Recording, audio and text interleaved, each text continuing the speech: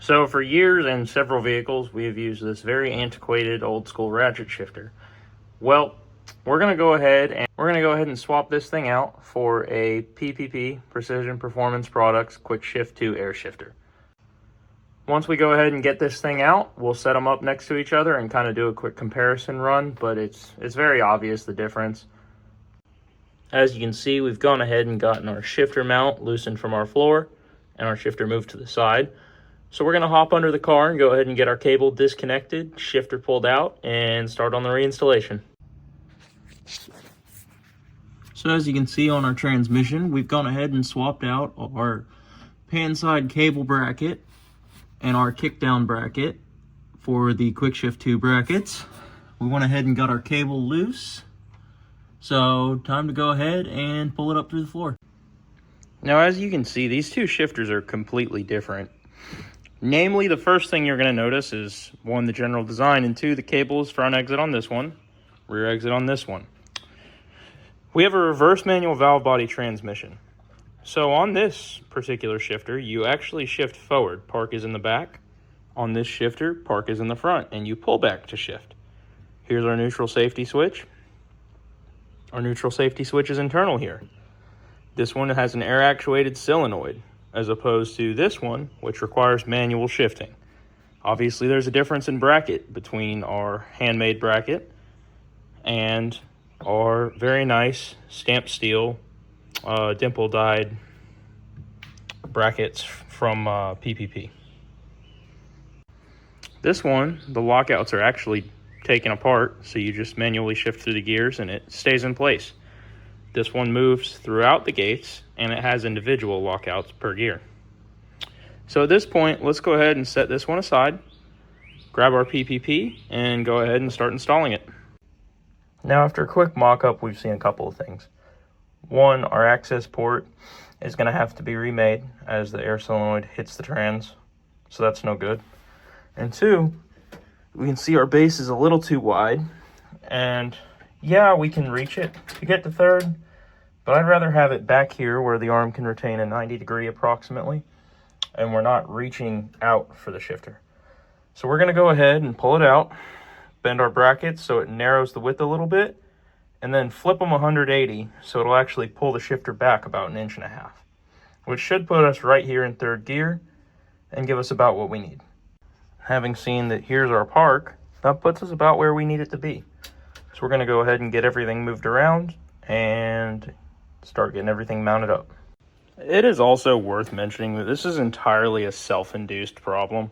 When this shifter came from Parker Jones and Chris Vickers, this shifter was actually out of Stangery. It was flipped the other way around.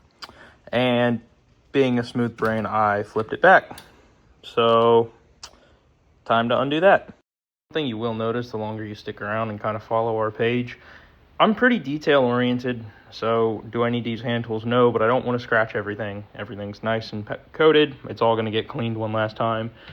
And we will always check function before we put things back in. So at this point, we're going to go ahead and get our vise set up, narrow these brackets up just a little bit, and then test fit again. All right, as you can see, we did get our shifter moved backwards. It's at a much better position than it was prior. And we have a ton more clearance up front. So we will have to modify what we had there as a cover, but we'll still be able to get our cover plate in and it won't be touching our transmission. So at this point, we're going to pull it out, kind of finalize our brackets. As you can see, we line up here, but we're a little too high here still. So we're coming into contact. So we're going to see if we can maybe rebend these brackets, get them to the height we need. And if not, that's all right. We got some other tricks up our sleeve and we'll just do some different mounts. It's easy enough to make a pole mount or go ahead and make ties that'll tie from these bolt holes back to our drive shaft loop where it comes through the floor and from the front down to the floor. So we'll see what we can make happen. So now on to mounting the new shifter. We have our two first holes drilled and we've gone ahead and done rivserts in the floor to mount to. So our old shifter mount holes, we're going to go ahead and make plugs for, be it, little rubber bulkhead plugs or whatnot, or just cut this out while the new plate in. However, we got to do it to seal off our cabin again. So we're going to get all that closed off, get our hardware in, and go ahead and verify our other side before we drill the holes and rivsert them. and then we'll be done mounting the shifter and we can get to running the cable. Now, as you can see, we went ahead and got our riv nuts set and our shifter mounted. Little button Allen heads, just to keep everything nice and tidy. We went ahead and verified function and rolled the shifter through the gears, so now we can go ahead and hop under the car and start making some adjustments. So traditionally speaking, when adjusting a shifter cable, you want to be about in the middle of the travel here. You put your shifter in neutral, and you want to go ahead and be able to freely move this in and out. So as long as you can freely move this in and out, at that point you know you're fairly close to adjustment. So at this point, normally you'll have someone else hop in the car and run it through the gears, and you'll check that in every single one just to kind of see where you're at. And then as long as you've got all your gears and you've got good engagement and everything, tighten up your adjuster here so that it can't back off. Put your cotter pin in and you're good to go. So as you can see, our shifter's nice and mounted in there, firm. Cable's been adjusted. So let's check. Reverse, neutral, first, all right, first, second, third. Now at this point, all we need to do is go ahead and bring it on back to park. Our neutral safety switch is already wired. So, being that it's an air shifter, we need to go ahead and get our MAC valve in, wired up, and our air line plumbed so this thing can shift itself. But that'll be on the next part, so thank you for joining us. So, being that we already have onboard air in this car, which is an air compressor in our trunk, and an airline run to the front to MAC valves to control some dome pressure stuff, we went ahead and teed into it back in that corner, which is a giant pain in the ass to get to. But up in the corner, we have our bulkhead and our firewall that everything goes through, and we have air hose there. So we tapped into that and ran our air hose up to our MAC valve here, just in, vent, and out to this solenoid. And at this point, we need to wire the MAC valve.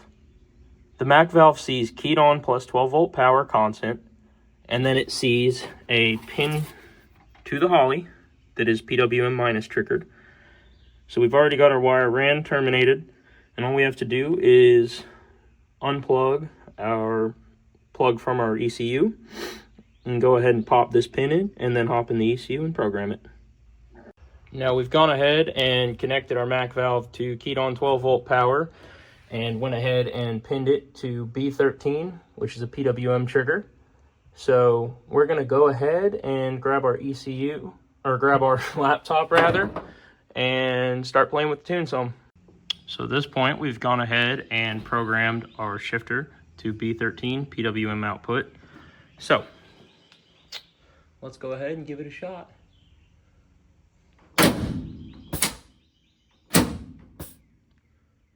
Looks like it works. So there we have it, guys. So to go ahead and program our shifter, we went to inputs and outputs. Clearly we're in inputs here, so we went to outputs, typed shifter, PWM minus, went ahead and clicked enable. When you go into configure, you can tell it when it's used. So we have it set up to work only when staging input 1, our trans brake, is disabled, and based off 2 different sensors, the output activates when the RPM is above 3,500 and it deactivates at 4,000 RPM. It also will activate only when the throttle position is above 50%. So at that point, we're going to go ahead and go to our pin map, go to outputs, pin B13, and then we're going to drag and drop our shifter right to it, and then we're done. At that point, you go ahead and save your tune file.